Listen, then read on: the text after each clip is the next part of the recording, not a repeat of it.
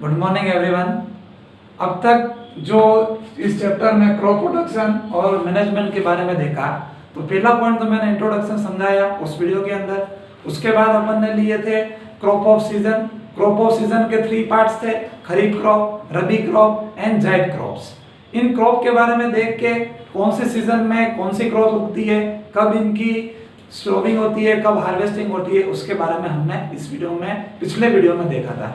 उसके बाद मैंने 6 पॉइंट लिए थे, कुछ preparation of soil, sowing of seed, irrigation, harvesting, threshing, winnowing, storage. जितने भी मैंने 6 पॉइंट लिए थे उसमें से पहला पॉइंट मैं लेता हूं इसके अंदर प्रिपरेशन ऑफ सॉइल।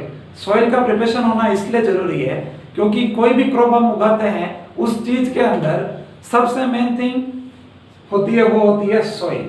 सॉइल इसलिए इंपॉर्टेंट होती है क्योंकि जब हम सीड डालते हैं तो सॉइल का होना बहुत इंपॉर्टेंट पार्ट है। इसके अंदर मैन्योर, फर्टिलाइजर जो हम मिलाते हैं, मैन्योर यानी खाद, फर्टिलाइजर जो उर्वरक डालता है। और एज एग्जांपल अगर हम देखें फर्टिलाइजर के रूप में, तो सबसे अच्छा उदाहरण है वो है यूरिया, जो हम अधिकतर खेतों में डालते रहते हैं, उसको यूज में लेते हैं। अब इसका प्रिपरेशन ऑफ सॉइल के बारे में अगर देखें तो इसका फर्स्ट पॉइंट ये है, it helps in losing the soil so that it can hold more water and air. जो लॉसिंग का मतलब हो गया थोड़ी सी ढिलाई वगैरह देना। कैसे कि सॉइल के अंदर हम जब खेती करते हैं तो बेल के द्वारा हम उसको जो रास्ता बनाते हैं, क्योंकि सीड हम डालने वाले हैं, सबसे पहला काम है प्रिपरेशन ऑफ सॉइल में लैंड को सही करना, उसको सही ढंग से आगे बढ़ना, और उसके अंदर जो वाटर और एयर की कैपेसिटी बढ़ानी हो उस लैंड के अंदर, तो उसकी बुवाई पहले करनी होती है, जुताई पहले करनी होती है। उसके बाद क्या होगी, बुवाई होगी, जो सोविंग ऑफ सीड कहलाएगी। सेकंड पॉइंट देखिए, the loss soil also help in the growth of earthworm and microbes which make the soil rich and nutrients। Soil के अंदर अगर हम लॉस ऑफ सॉइल देखें तो उसमें देखा जाए तो अर्थवॉर्म, जिसे फार्मर का सबसे अच्छा दोस्त कहा जाता है, और माइक्रोब्स जो कि हमारे सॉइल के अंदर पाए जाते हैं, छोटे छोटे माइक्रोब्स और अर्थवॉर्म। फार्मर इसलिए कहा गया, फार्मर का फ्रेंड इसलिए कहा गया अर्थवॉर्म को, क्योंकि ये जो है उर्वरक क्षमता जो है, उसकी फर्टिलाइजिंग जो क्षमता है सॉइल की, वो बढ़ा देता है, जिसकी वजह से क्रॉप वगैरह जो है अच्छी तरीके से उगती है। और जो स्टोरेज, जो मैंने लास्ट पॉइंट बताऊंगा, भंडारण जिसको कहा जाता है, जिसमें क्रॉप, व्हीट, मक्का, मेज वगैरह जो मिलती है, उसका अच्छे ढंग से उत्पादन हो सके। It is also to mix the fertilizer and manure in the low soil। Manure जो कि मैंने खाद बताया, फर्टिलाइजर एज ए उर्वरक, या फिर एग्जांपल देखे तो अपना यूरिया जो मैंने बताया था उस रूप में अगर डाल सकते हैं।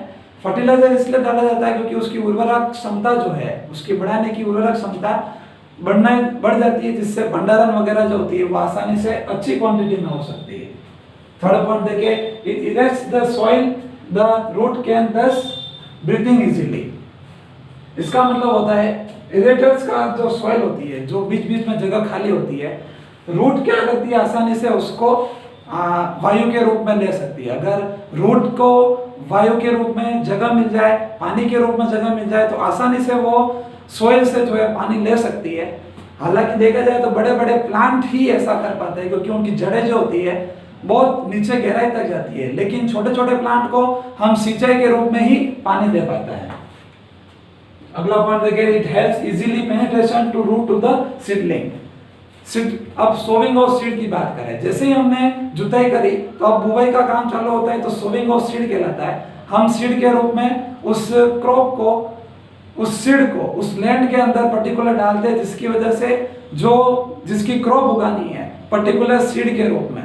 एक बात और अच्छी इसमें यह बताता हूँ, सीड की पहचान कैसे की जाती है। एक बाल्टी लेनी है पानी की, उसके अंदर सारे सीड को डाल देना है। जो सीड नीचे बैठ जाए वो सबसे अच्छे सीड है, और जो सीड ऊपर पानी के ऊपर तैरने लग जाए वो किसी काम के नहीं होते, क्योंकि वो सारे सीड खोखले होते हैं, उन्हें फेंक कर बाहर अलग कर दिया जाता है। नेक्स्ट पॉइंट आता है, it helps in removing the weed by the uprooting them. Weeds का मतलब होता है क्रॉप उग गई, उसके साइड साइड में बहुत सारे ऐसे प्लांट होते हैं जो मेन क्रॉप को बिगाड़ने का काम करती है, इसलिए हमें वीड्स वगैरह को हटा देना है वहां से, ताकि मेन जो क्रॉप है अपनी उस पर कोई इफेक्ट ना पड़ सके। लास्ट पॉइंट आता है nutritive rich soil is bought up from lower level to soil so the plant can use them nutrients. Last point में यह समझाया गया है इसके अंदर कि सॉइल के अंदर बहुत सारे ऐसे न्यूट्रिटिव कंपाउंड्स पाए जाते हैं जो फसल के लिए बहुत ही ज्यादा फायदेमंद होती है, लाभदायक होती है। इसकी वजह से जो न्यूट्रिटिव कंपोनेंट्स है उसका जो लेवल है, लैंड लेवल, अगर सही ढंग से जुताई होती है तो जितने भी न्यूट्रिटिव कंपाउंड्स है वो आगे पीछे होते हैं। प्लस हम उसके अंदर मैन्योरिंग करते हैं, जो कि मैंने सेकंड पॉइंट में बताया तुमको, ये मैन्योर और फर्टिलाइजर, उर्वरक के रूप में यूरिया और मैन्योर के रूप में खाद, जो कि गाय का जो गोबर वगैरह होता है उसको ज्यादा उपयोग में लिया जाता है। और सॉइल के रूप में जो भी मैंने बताया ये न्यूट्रिटिव कंपोनेंट्स वही जो बहुत सारे मिट्टी में मिलते हैं। अब ये न्यूट्रिटिव कंपाउंड्स जाते कैसे हैं प्लांट्स तक, उसका मेन रीजन ये है वाटर। जो वाटर है, जो न्यूट्रिटिव कंपोनेंट है, वो वाटर में डिसॉल्व होके प्लांट के ऊपरी सतह तक उसको पहुंचा देते हैं। अब नेक्स्ट पॉइंट अपना आएगा प्लोविंग, जिसके अंदर कैसे उसको समझेंगे वो नेक्स्ट वीडियो में देखेंगे। Thank you.